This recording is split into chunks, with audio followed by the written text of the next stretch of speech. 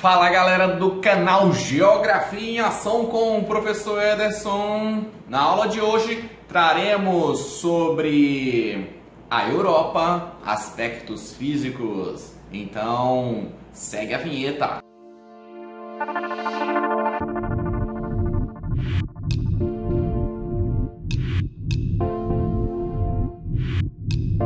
Geologicamente, o continente europeu não era para ser considerado um continente isolado da Ásia. Se a gente considerar a Europa e a Ásia junto, forma aí a Eurásia. Tá?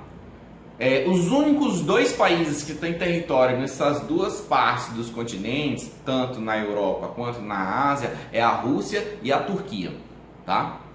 Então, por características sociais, históricas, econômicas, né, foi se considerado aí então um continente. Sobre a localização, a Europa, gente, ela está localizado ao norte da África. E ao norte da África nós temos o Mar Mediterrâneo. Um dos limites geográficos da Europa é o Mar Mediterrâneo ao sul da Europa. A oeste da Europa nós temos o Oceano Atlântico. Ao sul europeu, o Mar Ártico.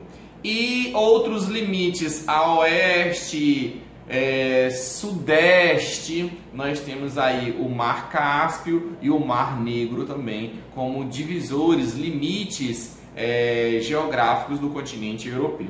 Então, o que separa a Europa da Ásia é uma cadeia de montanhas chamada de Montes Urais. A Europa, gente, é o segundo menor continente do nosso planeta. Se retirasse a parte russa do continente europeu, esse território seria menor que o Brasil. A maior parte do território europeu está localizado nas zonas temperadas. Por isso, a predominância de clima temperado. Uma pequena parte do território está no Círculo Polar Ártico e aí já apresenta clima frio ou polar. Neste clima frio ou polar, nós temos como vegetação predominante a tundra, composta por musgos e líquens. Ao sul da Europa, nós temos a influência do mar Mediterrâneo trazendo aí o clima mediterrâneo e a vegetação mediterrânea. No clima mediterrâneo, o verão quente e seco e o inverno frio e úmido. E a vegetação mediterrânea, que é composta pelas macieiras, pelas oliveiras, esse tipo de vegetação. As vinícolas, né? Uma região que é muito caracterizada por esses tipos de produtos agrícolas. Nas partes temperadas, nós temos o clima temperado oceânico, que é muito influenciado pela corrente do Golfo. Olha só aqui no mapa, a corrente do Golfo. E nas partes centrais, das planícies centrais, nós temos o clima temperado continental. A diferença básica entre eles é a forte influência das 4 estações do ano bem definidas. Porém, no clima continental há uma maior amplitude térmica, ou seja, há uma diferença maior entre os períodos mais quentes e os períodos mais frios do dia. Lembrando, gente, que o clima frio ele não ocorre somente nas regiões próximas às calotas polares no continente europeu. As regiões de alta altitude também tem o frio de montanha. E aí vai ser nas partes do relevo que apresenta altitudes mais elevadas. E aí nessa parte do continente nós temos aí as regiões dos Alpes. Os Alpes suíços, os Alpes franceses, entendeu? E aí, para complementar essa vegetação pertencente aí ao clima mediterrâneo, nós temos a taiga, que é uma vegetação de coníferas, certo? Essa vegetação de conífero, ela tem folha chamada aciculifoliada.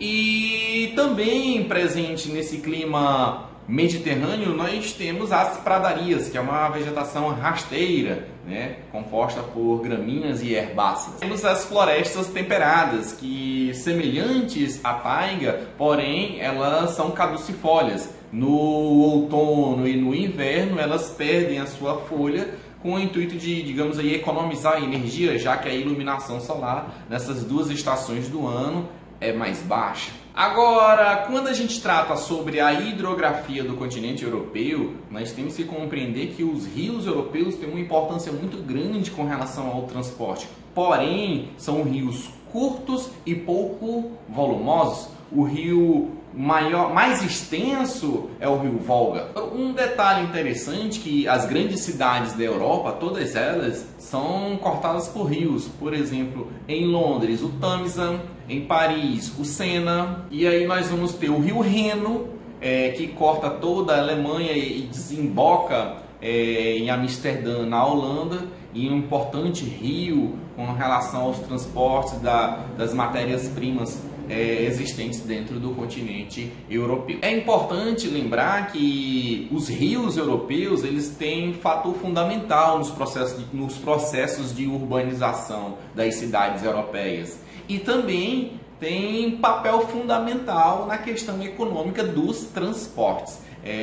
Via que o transporte hidroviário é um dos mais baratos existentes na atualidade. Finalizamos nossa aula de hoje, gente. Não se esqueçam de deixar o seu like, se inscrever no canal, façam perguntas, deixem nos comentários e até a próxima aula. Tchau!